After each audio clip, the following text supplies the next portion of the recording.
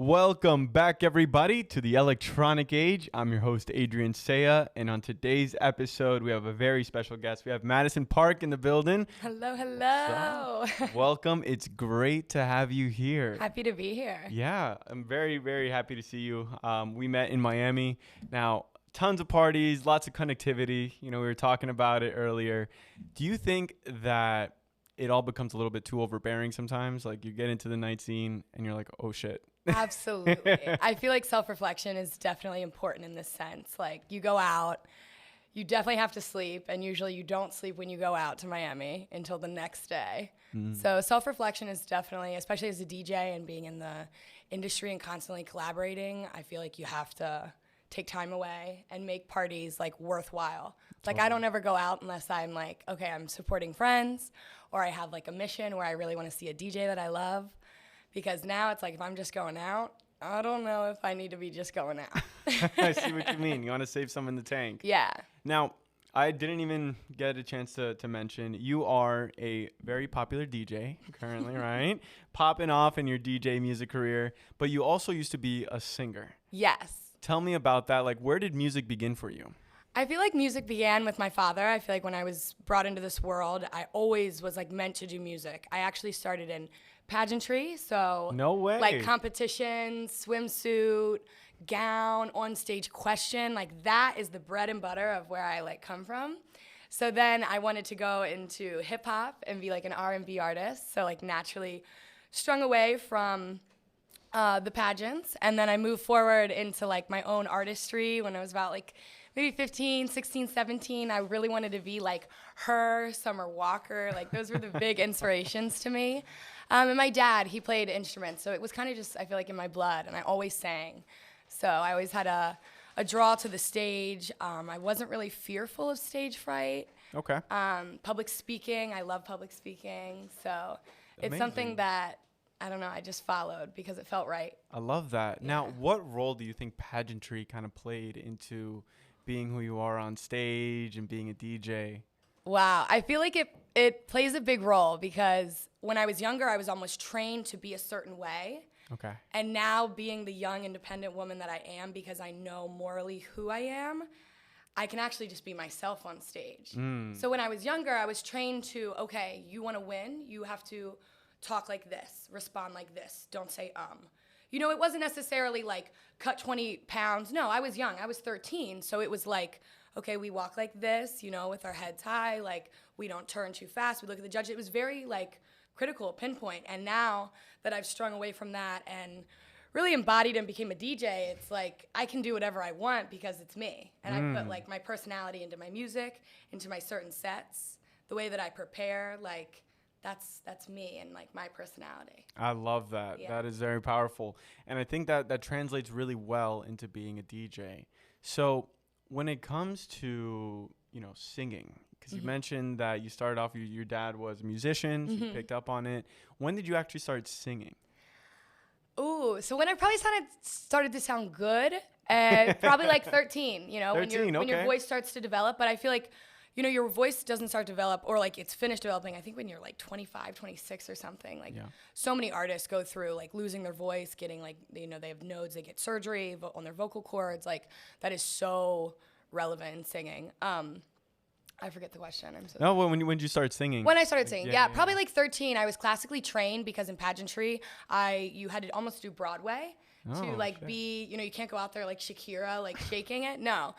So I started in Broadway and I would do like Part of Your World, Little Mermaid. And yeah, it was actually really awesome. And I started, like I kind of became a theater kid because of pageantry. Okay. But then I never really fit in the world of being a theater kid either because I Right. was always an athlete.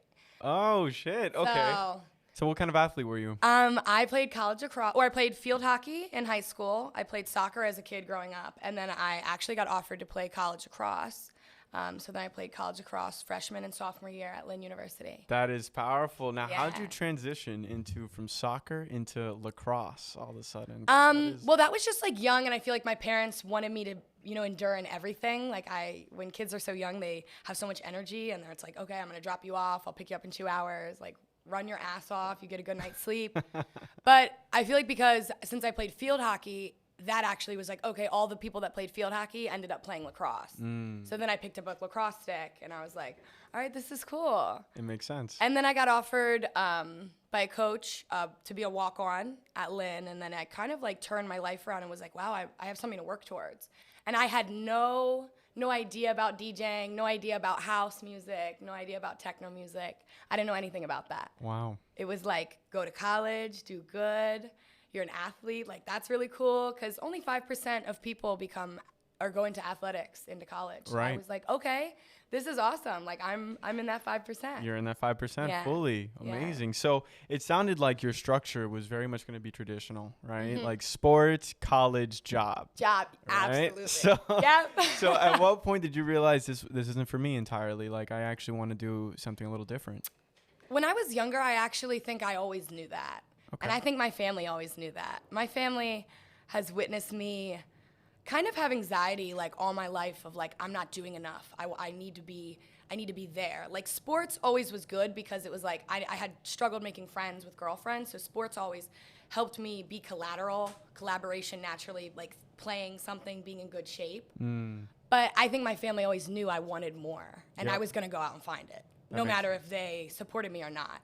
But my family supports me in everything, so it's a really beautiful thing because they're like, go out and get it. They're actually more upset that I don't sing more. So because they watched that kind of when I was younger and be like, that's what she really wants to do. I see. Now, I know you had a pretty successful EP when you were singing. Can you tell me how that came to fruition? Like, how did you make it? What was your ideas around that? So I was actually leaving to go study abroad in Spain, in Barcelona. Amazing. So before, I knew I wanted to write an album because a guy like broke my heart, and I was like, oh my gosh, the best music is made when a guy breaks your heart. And this was 3 years ago, and I was like, okay, or 2.5, 3 years ago, yeah. And I was like, okay, I'm going back to Maryland. That's originally where I'm from. And of course, my homeboys, like all their studios, they're like, come, whatever, we'll bang it all out. And I had like 3 days to do it. And I came out with 5 songs. I did a cover that didn't get cleared. That's okay though. But we literally banged it out in like 3 days. And then I was like, that was my goal before leaving the country. And I kind of had this like, maybe really high expectation that when I left the country, the EP was gonna like blow up and I was gonna get famous. Right. So I hit my first like, not like spiral, but like first like, Madison, that's not happening. You know, like let that go. Like a reality check. Reality check. But I'm sitting here now, and now as a DJ, I'm like, it wasn't supposed to happen because that was hip hop. You were trying to almost be something that was never a part of, your path of what you were supposed to. Right. Now, like resonating with house music and techno, like it's like, I don't even listen to that music anymore. So why would I want to be famous in a genre where you would have hated it? I would have hated it. It didn't happen because it wasn't meant to happen. I see. Yeah. Now, I know that you did have a pretty successful cover, which was of Talking to the Moon. Now, this got, from what I saw, just on Spotify alone, it was like 1 million plays. Yeah. Which is insane. Thank you, TikTok. Yeah, shout out to TikTok. So how did that happen? What did you do with TikTok to make it big? I think TikTok is one of the funniest social medias ever. Like, I have 40K, and I'm like, I don't even use TikTok. I don't know how. TikTok's my least favorite app, but I think because so many people started using it as a sound, it just boom, boom, boom. Like Germany, Bulgaria, like Lisbon, so many different places. I would go onto my statistics and log in and be like, what the hell? Like, how is it blowing up like here and not in the States? It's just Random. how social media goes in that way, the algorithm. And I think Talking to the Moon, I don't really know. I didn't hear many covers of Talking to the Moon by Bruno Mars, so that's actually why my inspiration to do that song anyways, the day I decided to, I was like, oh, I don't know a female cover of that song. So then I was like, okay, it would be cool. This is a good opportunity. But it kind of just happened overnight, to be honest. And then I looked open and I was like, wow, I'm going to get famous. That didn't happen either in that sense. But another reality check. Yeah, another reality check. But it never made me stop like, okay, I'm going to give it up. Okay. It was never enough to no, I think it was the coolest part that the cover that I made when I was 16 blew up, and I posted it a year and a half later. And it's a cover. It probably shouldn't be clear, but It is what it is. It's out there. It happened. It yeah. happened. Okay, cool. So that was a big portion of your music journey, I think, right? Singing, making these covers. Yes. So where does it all transition into DJing? DJing, wow. This is probably like my favorite thing to talk about just because like, I am so passionate about DJing because singing, it's like, my love for singing was always there. My love for music was always there. But you can't sing anywhere, like everywhere. You can dance everywhere, but you can't sing everywhere. It's true. So with DJing, it's actually doing an act of something and like having to learn to actually be good. Like you cannot go out and fake DJing because people are gonna know. And if you make like basically a fraud out of yourself, like I don't really know how you're gonna get to the top by being a fraud. But so like I said, I played lacrosse prior. Okay. I went through another bad breakup. It sounds like I date bad people, but I went through a bad breakup and I decided to study abroad in Spain. So when I went over there, it completely changed my life. I fell back in love with my reality, back in love with the world, in the sense of gaining like a higher understanding that there is not just the States and what you know at home. There is so much more out there. And like you need to be able to like go find it for yourself. So that was my plan. And of course, that comes with some fun and some partying. Finding myself, yeah. Right. So then I discovered house music out there, but I had no clue what this music was. I just let my body do its thing and dance, enjoy, disfrutar with my friends. Love it. Living in a new, different like country, society, learning these different cultures, like all from being an American. And honestly, being an American kind of sucks when, you know, I don't know, people look at you a little bit differently. But then I always got the respect that I was open-minded because I was trying to learn other cultures. So then I was like, how do I find this music? Like I danced all night in the club. I go on my Spotify. I'm like, what is this music? How do I define this? I don't know where to find it. Yeah. So I didn't. I just kept listening to my hip hop music and I was like, I don't know what this music is. So then I kept going out and then I started to learn a different culture of this music and I was like, wow, okay. And then I said to myself, I'm gonna become a DJ. Wow. I loved watching. I didn't even know who they were, the DJs, and now it's so funny being a DJ. And I was like, I was watching some of the craziest parties, Biggest people, yeah. like behind VIP, like and then I'm like, oh my God, now knowing who they were, I'm like, it's such an honor to watch it and not know who they were. Because that's like the whole point of falling in love with the passion is like looking back and being like, damn, I would be fangirling if I was you back then. Yep. If you knew. Yeah, so that I knew that I watched the control that a DJ had and watching so many people love the DJ. Men, women, like anybody, like want them to look at you. And I was like, you know what? I want to do that. Wow. And eventually I want to play my own music because I think that's like the perfect full circle moment. So that's where it all began for you. That's where it all became. So all this influence came from Spain, it sounds like your experience in Spain. Yeah. Well, I think no better place than a European form of music is going to hit you well. Like, I cannot think of a better place and better people, better vibes. Like, and Miami is similar, but I still had to teach myself the Miami roads too because they're very different. It's so different. And even the music is different. I had to teach myself like Miami house and then like, I'm like, oh my gosh, I think I was dancing to like melodic techno, like in Europe, you know? So it's very interesting to see the difference. And now I'm super excited because I will be actually living in Spain June, July, and August. Wow. So I'm super excited to go back and actually fulfill the dream I had last summer because I went to Spain last summer. I've gone back. But I was an au pair. I wasn't there yet to be DJing how I wanted to right now. So now this summer is really almost like that new chapter where I'm really excited because I get to almost do what I wanted to last year because it's the moment. It's time for that to happen this summer. And I love how powerful that is. It almost came full circle for you, right? You made the moment in Spain that you were going to DJ, and then now you're going to go back, have all the skills to actually make it happen. And connections, the people. And play gigs out there even and actually DJ in Spain where you decided to be a DJ. Yeah, it's really crazy. I mean, I feel like it's really surreal, and I always take time to reflect in a sense because I'm really grateful. I think as an artist, you can always get into this habit of wanting more.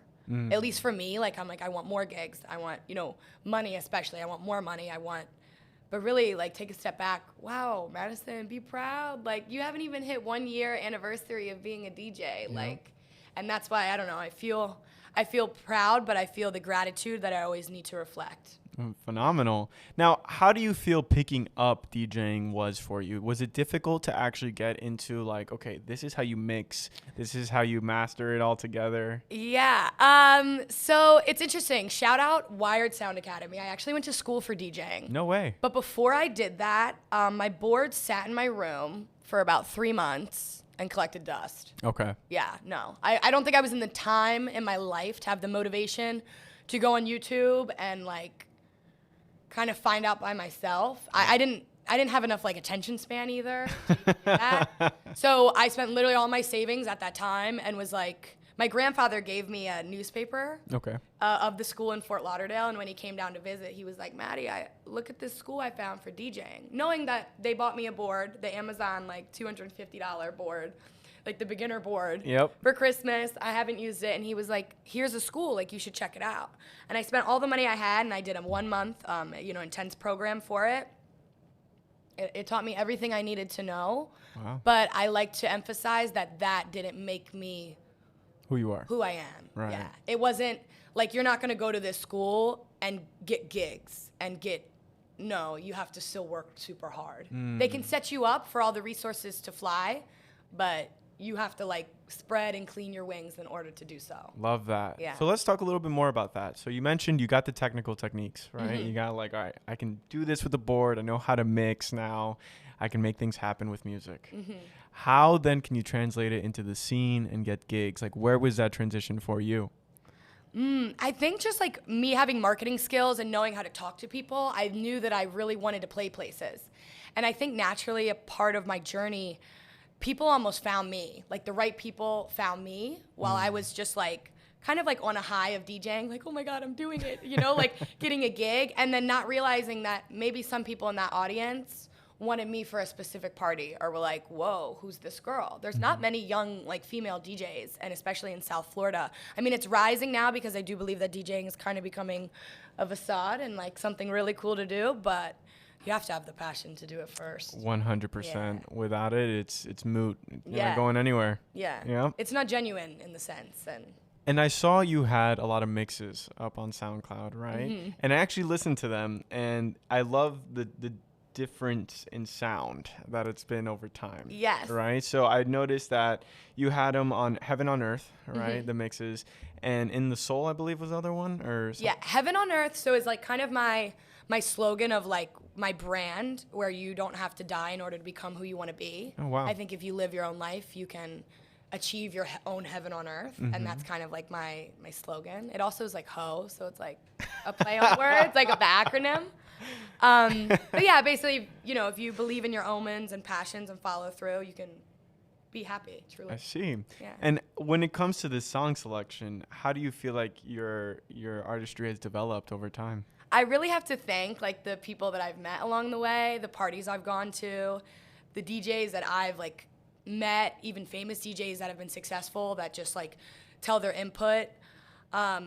I have to actually, like, give credit to my, like, DJ friends, because I feel like I didn't even understand actually, like, the mixing until I witnessed DJs and how they did it and watching them, and I'm like, oh shit, like, that's how you do it. And it finally clicked in my brain, actually, like, the difference of maybe, like, the college top 40 kind of mixing that I do still now, and I put my own house twist, but then also this very underground, deep tech, minimal tech house. Yep. Like, there are different mixing styles. So I think when I had to sit down with myself and be like, Madison, you do both of these parties. You don't bash either or, because they're both beautiful and make you both, the DJ that you are.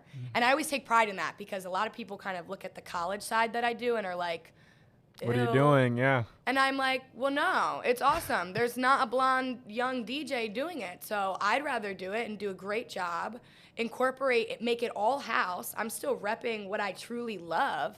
And I still get to go underground and usually, play a set at 3 a.m. and when the sun is right. I still get both worlds. both worlds. And they are completely different, completely. But I recognize that, and I realize my role in both of them.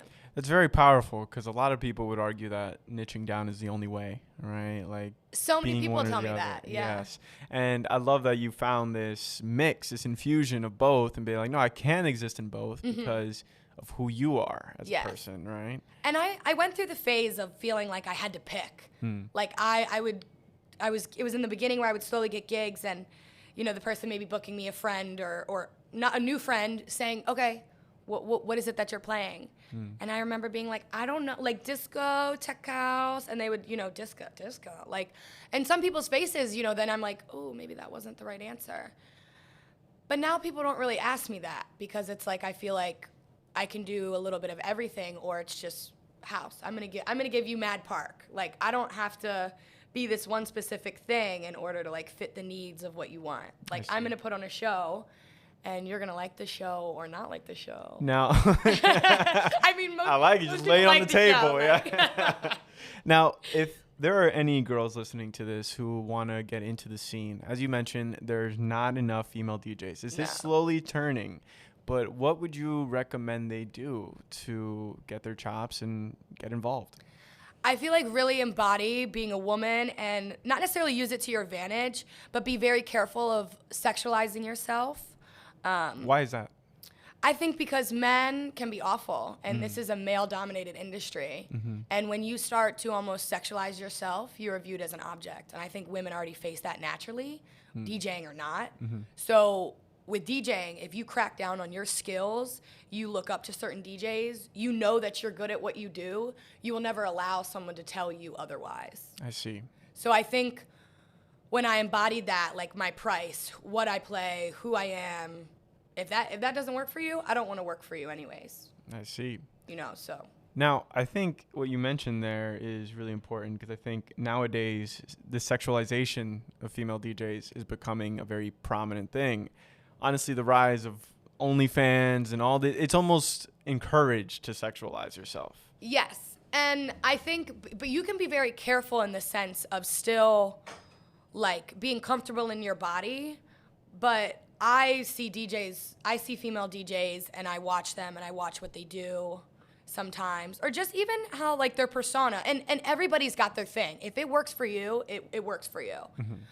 But I think it's hard when a woman is maybe like dolled up, glammed up, and then expects the same respect as somebody like actually phenomenal and has been working on their craft for years and their artistry. Like, and I don't know, I find some defensiveness in it, because I feel like sometimes it makes me look like I have to work 10 times as harder. When a woman maybe wants to wear very little clothing, and sometimes I wear very little clothing, but I can bang, and I know that I'm banging.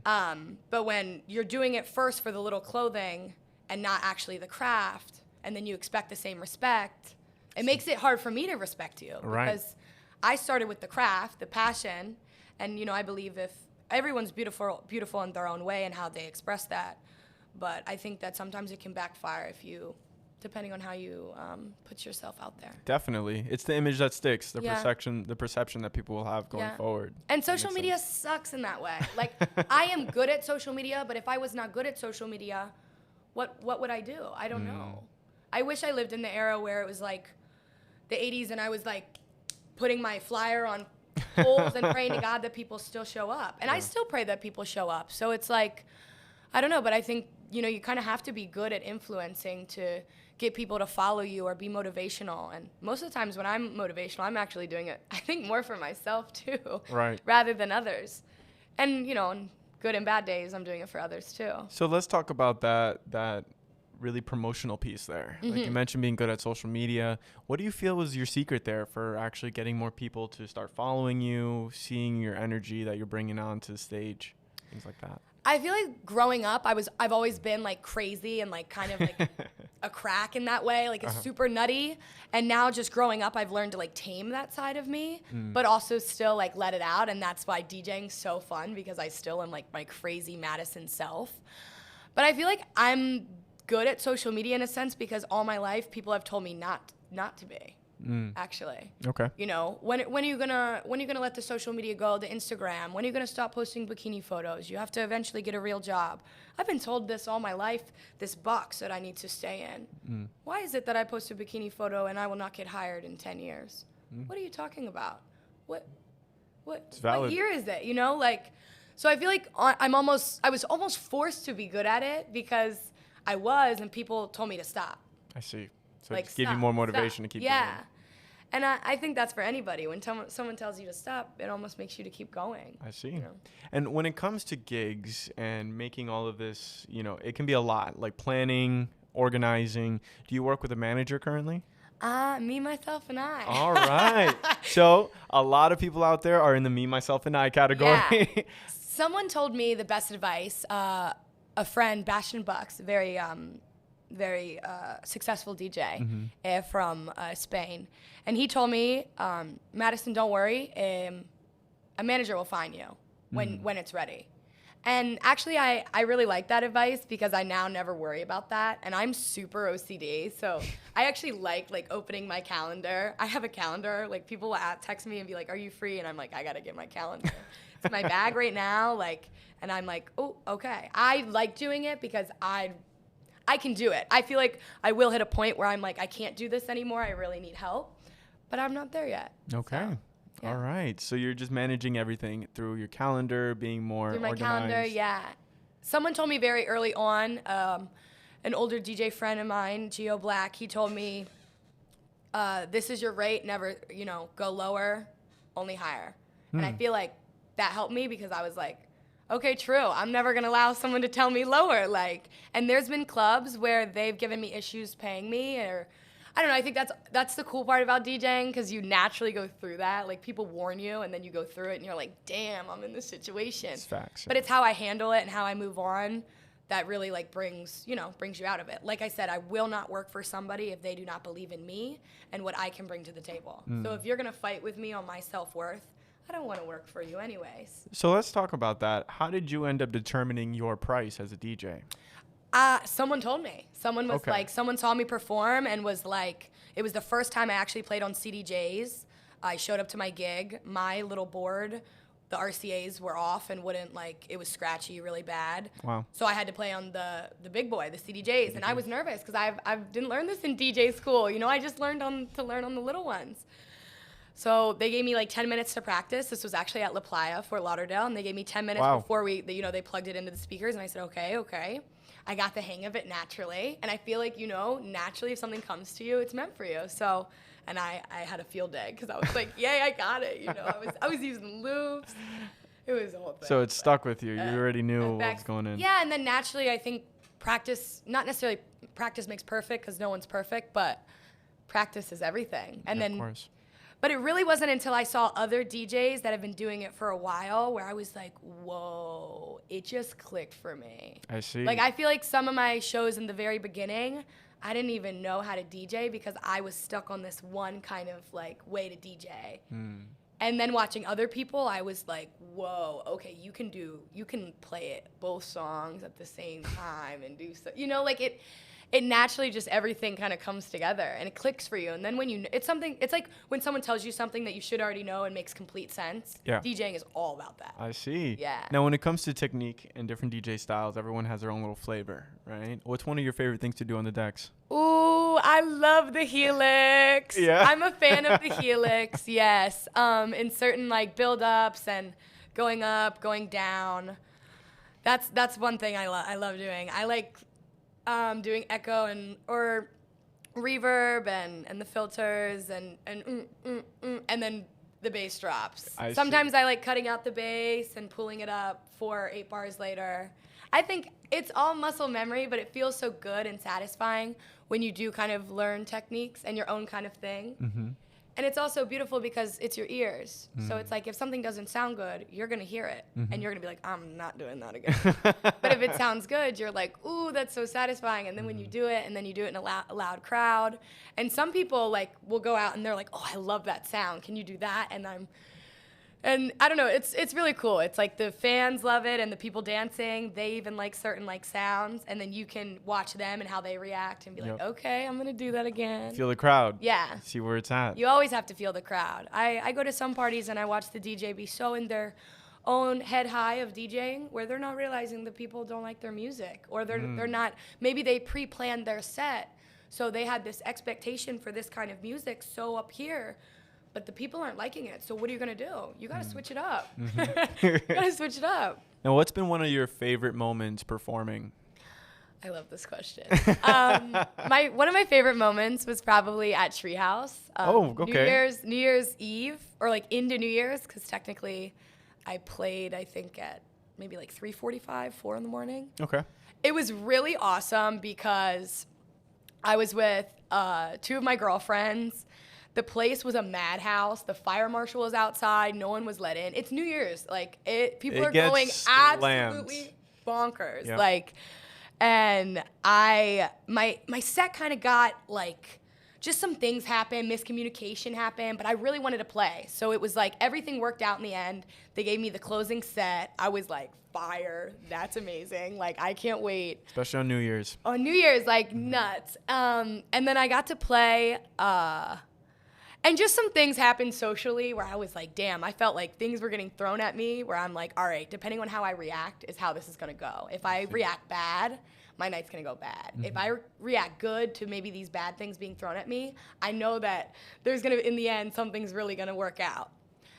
And it worked out. Wow. The set was amazing. It was probably the most confident I've ever played. Not now, but in that moment, up until that point, it was the most confident I've ever played. I couldn't even hear because it was so loud in my headphones, so I was really just trusting like the energy that I was giving and the playlist I made. And it was awesome. They turned the lights on, and I remember I played Power to the People, and like just everyone's hands were going at the same time, and I was like, I remember one comment, I wore this like beautiful orange dress, poster girl, and one guy was like, you should be going to Live. Didn't know I was the DJ, and I really liked being the DJ that night. Like, I was like, screw you, I've never even been to Live, I'm a space girl, like,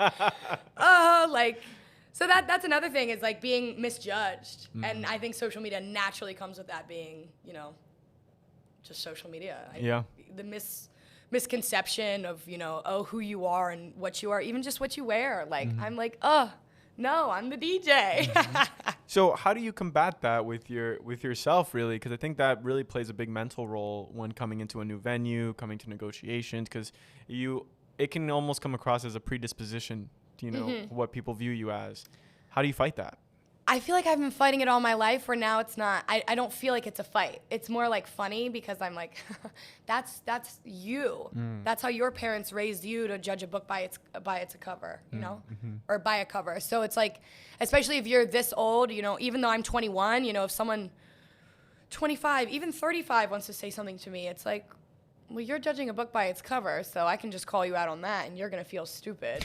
It doesn't feel like a fight anymore, because I know I'm really confident in myself and my abilities and my talents, and I enjoy them. So I feel like naturally things always work out for me because I stick to that. I try and remain humble. I try and do the self-reflection, to never want more, to always just sit in it and enjoy. To love, not too much, but love loudly, always choose love, never violence. I feel like when I embody all of these things, and it's an ongoing process, but it doesn't feel like a fight. I feel like maybe in high school, especially middle school, it was a fight. Definitely. But at this point, I think when people maybe have misconceptions, it's more of like, I want to prove you wrong. I like that. Yeah. You want to show them up. Like, look, I am the DJ. Yes. I am here, and I'm going to rock everything. Right. But with no resentment. And I think a lot of, like, almost, I don't know, you feel the celebrities that have the resentment, like, publicly. They're like, oh, like, da-da-da. Another person, yeah. Right. Like, I don't want to be like that. People are always going to think what they want to think until they're proven wrong. Okay. So, like, let me prove them wrong. It's true. Yeah. So what do you see happening for your future? You mentioned you'll be going to Spain.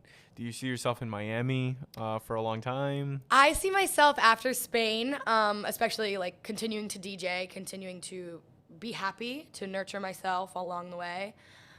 But I don't know. I don't want to like sit here and say, I do believe that, The thing that sucks, I wish I could stay in Spain forever. I can't. I have 90 days. I'm going to be there 90 days.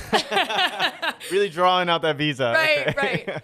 And then I'm going to come back. And yeah, Miami is the perfect place that I want to be when I come back in September, August. Yeah. Phenomenal. Now, when it comes to, so you said you want to be back in Miami.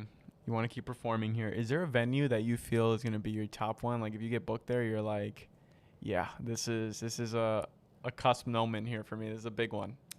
So the cool thing is I actually have had all of these moments. Oh, snap. Okay. And I'm not saying there's obviously so many more venues that are bound to be played in, but the ones that when I came back from Barcelona and I said, I'm going to be a DJ and then I'm going to eventually go back. But when I came back, I made a list of a bunch of clubs that I was like, if I play in all of these clubs, I am good to go for my future goals. Now I can make a new goal list.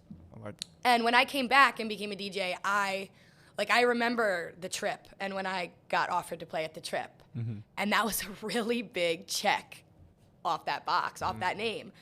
I remember the day that I got offered to play at Treehouse, a melodic techno set, and then again for New Year's Eve, and that was another big check off the list. Rosa Sky, I'm now, like, I love getting into the restaurants, like the sexy, really 5-star restaurants. Like, I really love that atmosphere, too, because people can become a fan of you that's not so underground. I can play chill, deep, sexy house where that's not being played in the underground, you know. I mean, it is, but it's just different. It's a different vibe. Right. So I play, you know, Rosa Sky, Giselle, Miami just opened. Amazing spot. Yeah, and I'm playing there, and I played there April 2nd. So naturally, these boxes started to get checked, and more people, more friends I meet, collaborate with, they've brought me to show on some of their shows, and so I don't know what's next. I need to make a new goals list. All right. So, but it's really cool to check the list and be like, okay. Before this, I told myself, okay, if I get all these checked, I'm in a good standing point, and it's a very rewarding feeling for yourself. Now, how powerful do you think that is to have these like goals, these micro goals, so that you can create, so you can accomplish them and keep moving forward? For a new DJ, do you recommend that's what they should do if they want to start getting booked more? Yes, but I also think goals need to be extremely realistic and achievable. Okay. I think now that, you know, because mine checked, I was like, okay, they were achievable. Now I can dream, maybe not bigger, but just one step higher. I think your goals need to be achievable and realistic to you and what you want. And what is your intent? What's your intent? Like, I feel like through this process, I didn't really know what my intent was. It's just to get better, move with kindness, and really find out what music I want to play and what music I love to play. And it's cool because now, like, knowing that, like, minimal and deep tech and house, that is what I love to play. And then people naturally gravitate towards you because you're doing your thing that you love, and people want to see you do the thing that you love. And they want to hear it because it sounds so good. That's truth. So I think that would be my only like, not request, is to like identify what brings you the most happiness to play, because then naturally everything's just gonna come to you. It's gonna flow right into it. It's just gonna flow, because if you like love what you do, naturally people are gonna love you. I see. Yeah, That makes and sense. support you, even if they don't even love what you do. Like my grandfather's like, I don't really understand the house music, but I support you. It sounds good. Like, I like it. Because my family grew up on Motown, so it's a little bit different, even though it stems from some of the same areas. Yeah. A lot of the jazz core, Yeah. you know? Mm-hmm. Yeah. So let's talk about relationships in music. Do you feel like it was easy to build a friend group in music, or did you have to be more selective? Because I know Miami's been known to come with a bit of toxicity here and there. So has it been that kind of journey for you? No. Okay, that's No. good. I proudly am saying no, because I am a kind person, and I think that I attract that, and I think that for anybody.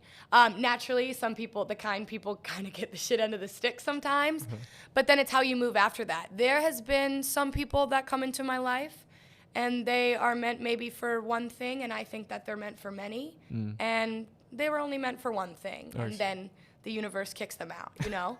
Yes, of course, I've faced that. I've faced my own, you know, sitting in a room, being careful with what I say. Don't say who you know. Don't say who you're friends with. People will reap on that the moment they know. Yep.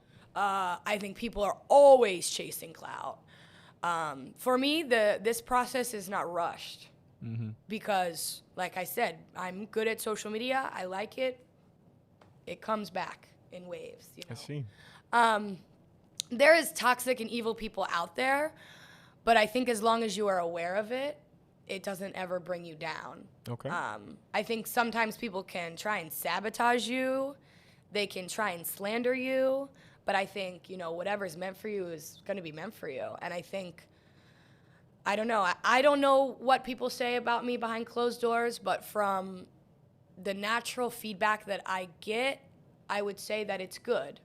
And if it's bad, then that is based off of pure jealousy or regret, maybe like how... Something that I will speak on is men DJs. They just hate to see a woman DJ thriving. They hate it. She got it because she has a beautiful body. Like, so many people think, oh, because she's beautiful, she got the gig. It's like, okay, maybe it helped. But if I was an awful DJ and could not mix, then why aren't you up here? Facts.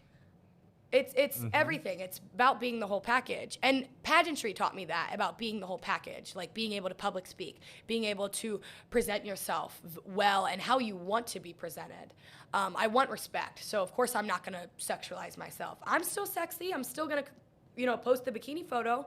And if some weird manager wants to talk to me some kind of way, or a club person, I will check them. And maybe I won't play for them. So I think it's about being aware and knowing, but if you're in good spirits, the evil is not going to touch you. It may get close, but then you're reminded, and then you're like, okay, keep moving. Steer away. Steer away. Go away. Not part of this. But I witnessed people blind and continuing to DJ and maybe not understanding this kind of the marketing or the evil side of the industry. The drugs too. I mean, big thing. You have to be very careful. And I've witnessed friends lose themselves because, they love the music. And even myself, I went through a phase, where I was like, am I doing it for the music anymore? Am I doing it to go out and get high? Like, I do not know. Yeah. And then I really, I took a step back. I didn't go out. I didn't know my purpose. And this was before I actually like really embodied DJing as like a really big passion and like my number one thing. So I'm glad that I almost went through it before, because if I went through that phase right now, I don't know if I would come out. Okay. But because I went through it when I did, it's made the process way easier, and the self-reflection of when I go out and witness some things or whatever to be easier, because I already went through my phase with drugs and the abuse and mentally. Definitely. And that spiral, and it's there. It's there. People don't like to admit it. It's there. Yeah, it comes with the culture. Yeah, it comes with the culture. And I had to sit down as a DJ and be like, Madison, you're going to be around it for the rest of your life. You are a DJ. It comes with house music. It comes with every kind of industry. Yep. So, yeah, I had to look at myself in the mirror and be like, okay, all right, moving on. I'm good. I'm aware. Yeah. That's powerful and necessary. Yeah, it was necessary, though. It was necessary. Yeah. It's great to hear. Now, when it comes to building a larger fan base, you mentioned that you wanted to produce. Right. Yes. Are you getting into the mix of producing now? Yes. So I'm in the process. I feel like I have so many friends that have been willing to be like, I will teach you everything I know, da-da-da-da-da. But I just haven't. Right now, I am graduating. I'm about to graduate college in May. And then I have, June, I'm leaving for Barcelona. Before then, I think I will really sit down. And because March is madness because of spring break. So like right now, I don't have the time right now to sit down. And I don't want to force something. Like producers, you're going to love your computer or be addicted to it, not be able to sleep. You're going to be up at 4 a.m. trying to finish a song. I just don't have that drive right now to it, even though I know I will get there. So I feel like after March, I will like kind of slowly ease into, okay, it's time to produce, Madison, because now you're entering this next chapter because you deserve this next chapter. You're at that point. I want to be able to sing. I want to be able to collaborate, but I also want to know what I'm talking about. Definitely. I want to like earn almost my seat at the table or in the recording studio. Like I want to earn it because I know what's going on and I can add my own like intelligence to the conversation. And I feel like I don't want to force that. So I'm kind of allowing that naturally to happen with my schedule. After March, I graduate school. Like, I had an 8 a.m. this morning. Like, people do not know that I'm still in school.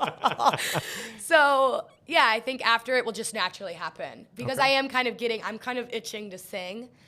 And I hate when my family is like, you used to sing so much. And I'm like, oh, used to? Like, I still sing so much. So it's kind of like a forgetting thing in my life. But I'm trying to resurface it in the most genuine and authentic way. Amazing. Yes. Amazing. And I think that can actually be singing can actually be incorporated into your music very easily. Once you start doing a lot of production, doing vocals, you can do the background for your own. Vocal packages, send it to boom, boom, Exactly. I interviewed another DJ in the past who she does just vocal packages to collaborate with other DJs. It's very popular. And ever since I even began DJing, people always told me, vocal package, you should do it. I don't know. It will happen. There's so many things to be done. Like, So, what is a show that you're really excited to do up next? Ooh, right now I'm on my Hyperglow tour, so it's my collegiate tour, and I love it. Every show. This is my one production or one group that is actually a production. They put on a show, so we have dancers, like a huge robot. Wow. It's not just your. Not regular, but it's not just like I walk in, I say hi to the manager, I say hi to all the workers, I get my water and I go up and play, and then I dance and party and then I leave. It's a bit different because this is a family, this is a production, this is people coming from all over the states to come and put on this really cool, unique show that incorporates all different kinds of DJs and all kinds of music. Like, I'm a house DJ, we have our open format, Bonkers, he's EDM, so it's cool because I take pride in it because it embodies all different kinds of music. So why wouldn't you want to go out and really enjoy yourself and listen to every single kind of music? That's cool. So right now that's really exciting. I do have a private party in the Soho House in Miami next month. Amazing. So I'm really excited about that. But it's a private party, but even better. And really, I'm excited for Spain. I'm really excited for Spain because I made a lot of friends when I was there that, had my back when I come back. And then I've also met so many people naturally online, mutual friends, mutual followers. Oh, check this girl out. She's coming back. Where then people are like, we want you to play in our clubs. We want you a part of our collective when you come back. So, I have some goals. I have my checklist for Spain, Pacha, Opium, places to play. And still maintain that underground and then that commercial, college, because then when you go over there, things are Americanized. So they don't have maybe the freshest music because they're in Europe. So, but it's cool because when I studied abroad there, I made friends with all the DJs but before I wanted to be a DJ, that's just how I am as a person. So it's really cool because now I just have all these, I don't know, friends, acquaintances, just collaborations that we can work off of each other and really benefit and really, really throw a good party. Because really, it's all about just making as many people dance as possible and feel beautiful in that moment. And house really does an amazing job at making people escape their reality. And I feel like if I can do that the best of my ability, that's my goal. That's gonna be great, and phenomenal that you actually found a collective to do these things, right? Yeah. Being able to incorporate production into your DJing is a whole nother level that really becomes all encompassing. Yes. So very powerful and incredible. Now, is there anything that you wanted to tell the audience, any last remarks, anything that you're like, yo, shout out to this, do this? I can definitely say shout out to my family because my family, I have not been an easy kid to have. My mom, God, she's a breast cancer survivor. She's done everything for me. She's really, I could cry because many parents don't understand, a kid's dream. They tell you to dream big, but then they're like, college, job, car, straight house, forward, straight shot. And I really fought my family. I am not doing that. I'm not doing that. Even if they knew that always deep down, there's been conversations like, oh, is this gonna happen? And I think they never wanted me to hit failure and then give up and then be like, okay, what am I gonna do? I gotta go actually get a real job. But I'm not accepting that. And I think they know that. So I really say thank you to my family because they see my dream, they see my aspiration, and now it's actually hit a point where they're like, keep freaking going, like keep going. I see the vision. Like, this is cool, yeah. So, and then to anybody that wants to be a DJ, make sure that it's about the passion first. Make sure that it's raw, authentic. I never knew I wanted to be a DJ until I was up, not in VIP, up looking at a DJ and being like, wow, this is really freaking cool. Like, so if it's that and it's not looking at the riches and the wealth and what it brings you, I say keep going until you get there and make your goal list and check off the boxes. I love it. Yeah. Love it. And for anyone out there who wants to find you, where can they find you? So on Instagram, I'm DJ Mad Park All right. because my name is Madison Park. So Mad Park is the name. All right. Love it. And that's on IG and TikTok? Yep. Fantastic. So be sure to follow her, check her out. She's got incredible music coming soon as well. Mixes, places performing live. You can't miss it. So thank you so much for joining us, Madison. This has been a pleasure, of course. And we'll hope to catch you on the next one. Peace out. Peace out. I love it. Yay! Great job. Great job. That was super fun. Yeah. Yeah. You did a fantastic job.